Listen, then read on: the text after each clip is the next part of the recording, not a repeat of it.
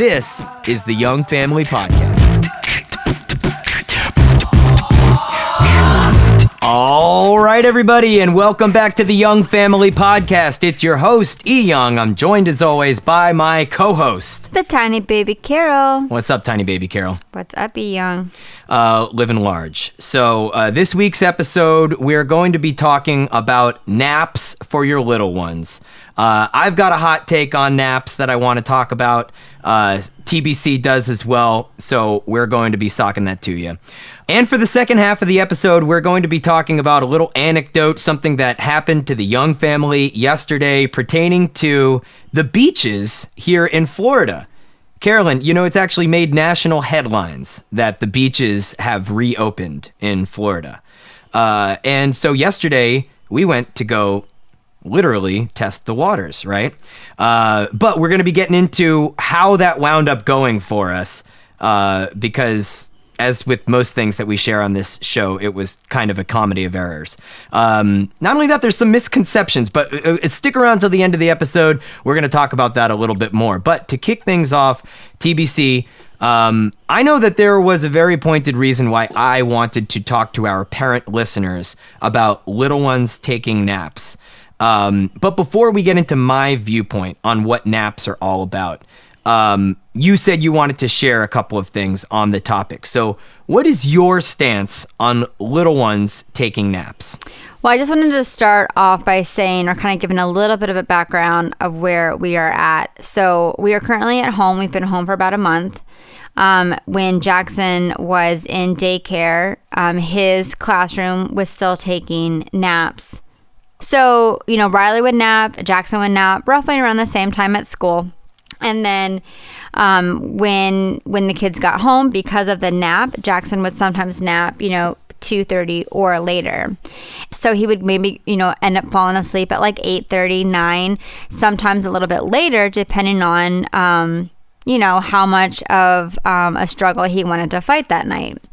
So then we're in quarantine and, so I'm home. Erik's working from home, but I am primarily trying to take care of both the kids. We would get Riley to sleep, but we're trying to get her off the pacifier during this time because why not? So that's a nightmare on a daily basis. Huge nightmare. We're trying to break her from the pacifier during the day, especially at nap time. So when we return to daycare, there is no fuss as she moves to the new classroom. That's right. So she fights us a little bit, and then we have to work on Jackson, and then he is not falling asleep till like 1:30, taking a nap. Same thing. He's not going to bed till super, super late. And then oftentimes that would mean that Jackson would not be going to sleep for his nap until Riley was like waking up from hers. Right. And so you never really got the break that you so strongly desired in the middle of the day. That's what the main purpose of your kids napping is supposed to be. Right. Is for you to have that break. So other than for your kids to get like the restful sleep that their bodies need. But there's that too. When you get that rejuvenation though, when you're that parent, there's something that kind of helps you to tackle the second half of the day. Agreed. So a couple weeks ago, Jackson skipped his nap and we chose to just ride it out. Mm-hmm.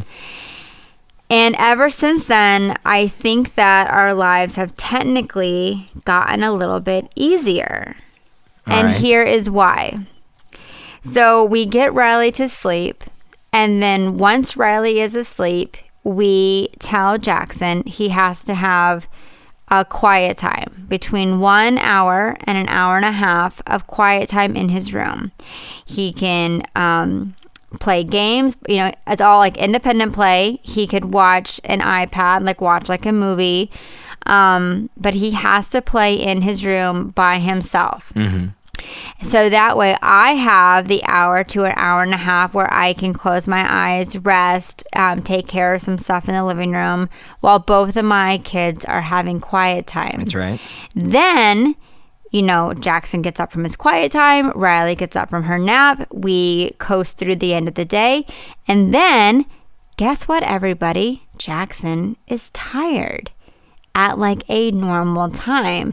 So then at a far earlier time than he ever has gone to bed before as a toddler. So he is basically he's basically falling asleep by 7:30.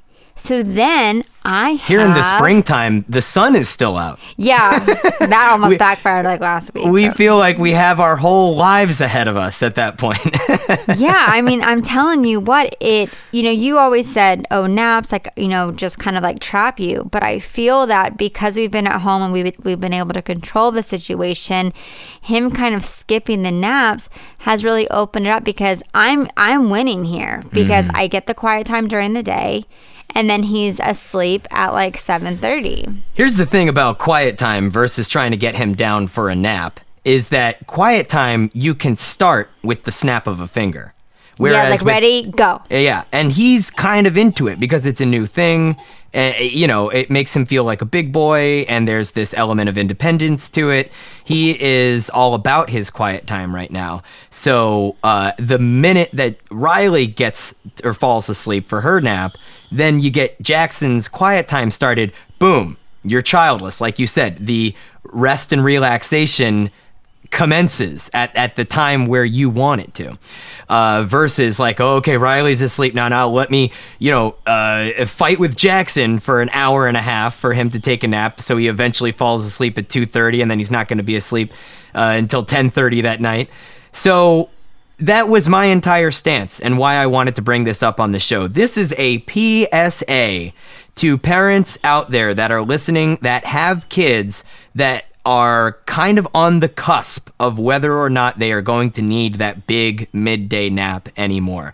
I am here to say, beyond the shadow of a doubt, please consider dropping that nap, because naps are a prison. And here's why I'm bringing it up, is because it took, I think, longer maybe than it should have for me to come to this realization, because we are conditioned as parents from when our children are newborns that naps are our oasis. They are our reprieve. That's when we get to rest. So we have conditioned and built our entire lives around looking forward to naps.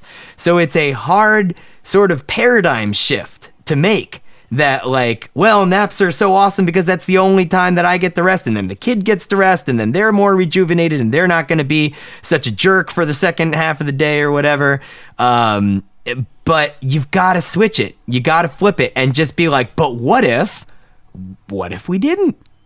What if they didn't nap? And I think, Carolyn, would you say that maybe the scariest part of making that leap of faith was like, what is Jackson, our newly 4-year-old toddler, what is he going to be like when it gets to like the evening time and he's been awake since 6 a.m.? Well, listen, or earlier, and we've always just thought he's going to be just a red-faced, slobbering, screaming nightmare of a child. Well, we've only been doing this for about a week and a half, maybe 2 weeks, but around 3 or 4 or 5 o'clock, he does hit a little bit of a tired wall. That's true.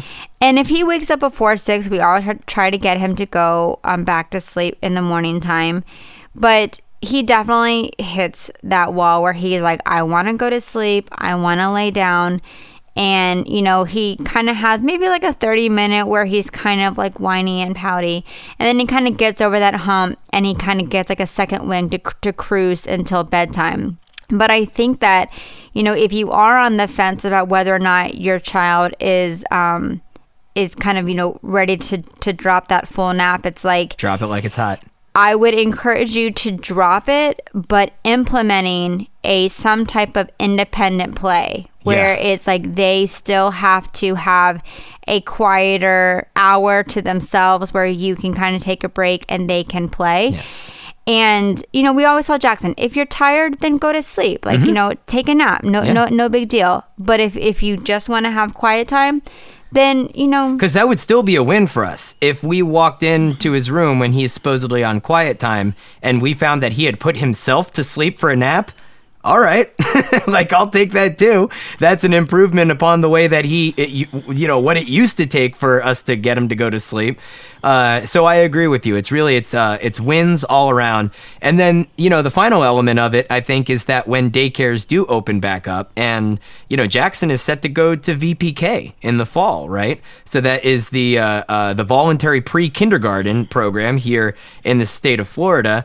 And you would think that because that's almost like real school at that point, that maybe they would not be having naps. They definitely do still nap. So I think what Carolyn's trying to say is that by still honoring some sort of a quiet time in the middle of the day, that's also going to keep the child able to sort of coexist in a daycare or a school-like environment where naps are still a thing, because they still are used to taking a break. Even if they don't fall asleep, maybe other kids are still falling asleep and they can still be chill in the middle of the day. Exactly.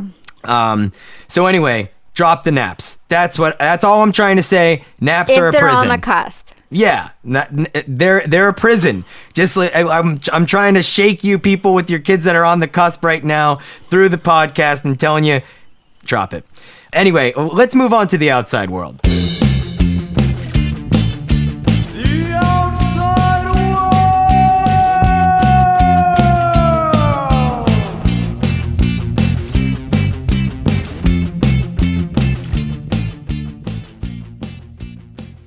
All right, everybody, welcome to the outside world. TBC, I'm going to read an article that is titled, "Which Florida Beaches Are Open Amid Coronavirus? Which Activities Can and Can't You Do There?" From the article, little snippet here that I'd like to read says, Jacksonville officially reopened its beaches April 17th, and not long after, throngs of beachgoers dotted the sand and hashtag Florida Morons started trending, and the Sunshine State got a beating on social media.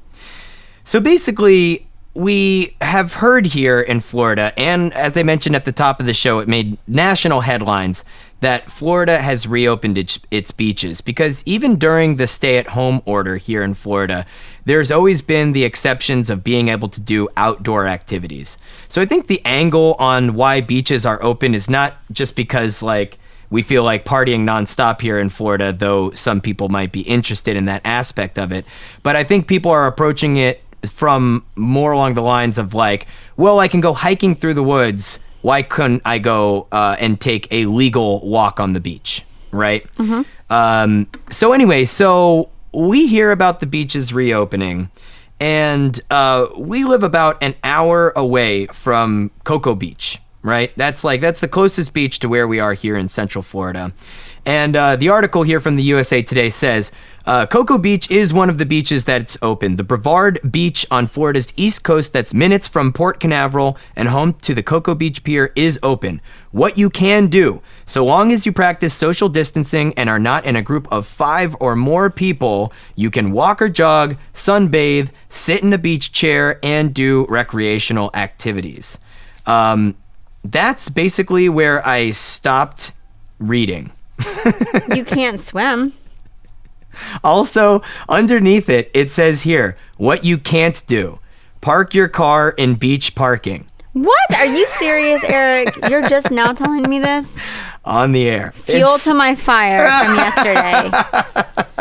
So basically, let me just kick things off by saying, yesterday morning was a delicious Florida spring morning. It was in the low 60s when we woke up. Sunny, not a cloud in the sky, beautiful blue skies. And here we are. All the kids woke up extra early. And I was just, maybe I just allowed the frustration of quarantine to kind of bubble over. And it clouded my judgment, because I was just thinking of all the headlines of the beaches being open, thinking about the prospect of what we were going to do on this beautiful day, which was basically going to be limited to walking around our neighborhood again, which is what we do several times every single day. And it just made me kind of go a little crazy. And so I said, Carolyn, what if we did something crazy? What if we go to the beach? Let's just pack up the family and let's just go. And then I looked up this very article that I just read about. I texted it to you. I'm like, look, it's legal. This is what we can do. I conveniently did not read the things that we can't do. But anyway, something just came over me and possessed me to convince you to pack up everything, and we went out to the beach. I don't know if you ever really fully convinced me, just to be honest with you, because I kind of had a bad attitude going there. I didn't feel right about it. Oh, you had a bad attitude. I was anxious. I was in this rare mood about going there, but I was like, I don't want to be a poor sport, even though I was, and let's like go to the beach. So you're right. I convinced you. I got you into the car, and I got you to consent to allow me to bring the children to the beach. But you absolutely were never convinced that it was a good idea, which bothered me from the get-go, because whenever I want to do, things that are kind of pushing the envelope, that, involve the family, I always want buy-in from you. Because partially it's a mitigation tactic on my part, because if things go horribly wrong, which in this case they did, I don't want it to all come back on me. Like, this was totally your idea, and look what you did, you big idiot. And so that's why I always want us both to turn our nuclear keys whenever it's like an idea like this. So this was a huge waste of time, almost a day's worth lesson to share this PSA that we wanted to share with the listeners, especially you all here in Florida that could potentially drive to a Florida beach. Again, it takes us just over an hour to get out to Cocoa Beach. So what was like the first indication? There's actually a right answer to this. There's a right and a wrong answer. What was like the first thing that popped up where we kind of knew that this situation was going to be doomed? Well, like I said, I knew from the beginning of the day, but when we were driving there, basically when you get to Cocoa, you kind of pass these two bridges where you are able to fish and I guess kind of just like put your feet in the water. It's like boating. Yeah. And it was so crowded. I mean, there were cars, like every foot there was a car. People were in the water, hanging out. Which at first we were like, ooh, that looks like fun. Yeah, and then a little bit further, there's like this like huge sign on the highway that says, beach parking is closed. So I say to you, Eric, did you read that sign? Beach parking is closed. And you're like, yeah, but I know where the beach is, and we're gonna keep driving. So It didn't make sense to me that at the time I had read that there were beaches that were open, which in my opinion would mean that the parking is available. Right, but when the sign says it's still just like it hurts my brain. Is closed. But okay, but that, to answer your question, was the first sign that there was a problem. No, and you're right. The second sign was that you kept driving there. No, the second sign. And then he drives to the spot where he thinks he's going to park, sees that the beach is closed, and says, all right, well, you want to turn around? There was no effort of let me try to find a spot to park to go in, or let's kind of like take a look around. It was like, all right, well, nothing here, let's go back. Well, all right, there's a couple of things. First of all, what I wanted to add was the second sign that things were going to go wrong was literally the sign that was about like 2 miles down the road that again said the beach parking is closed. Yeah, of course. So the answer to the question, what was the first and second sign, were literally signs that were flashing saying beach parking is closed. So the beaches are closed. No, the beaches are open. The beaches are open for people who are able to walk or bike there. Correct. They are not open like tourists or families inland that want to go to the beach. That is the big golden nugget of information that I wanted to share, that we basically deduced from not being able to park once we drove all the way to the beach. The beach parking is closed. You have to be able to just get there by other means. If you can, and you don't need to park, have at it. Go to the beach.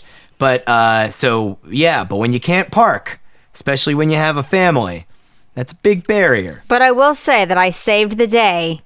No problem. I pat myself on the back. I had an idea, and we went to the airport and we watched airplanes take off and land. Boring! Eric, it was not boring. The kids enjoyed it. It was different. It cost us $5 because we were there for like 2 hours. Luckily, no, we it was had a good idea. It was a good idea. I was salty because not from the beach water. Am I right?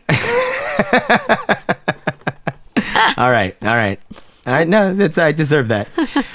I was definitely upset because not only did my grand gesture to try and do something fun and different for our family fall flat on its face due to inadequate research before we made such a trip. But I did not like the way that Carolyn got really, really excited.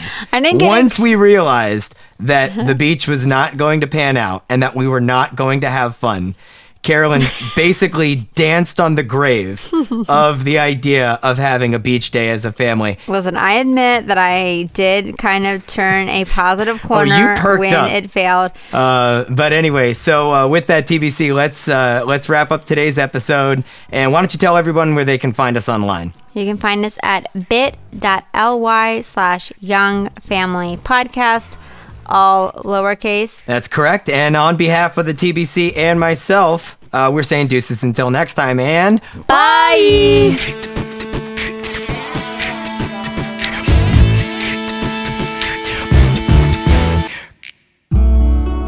This is the Young Family Podcast.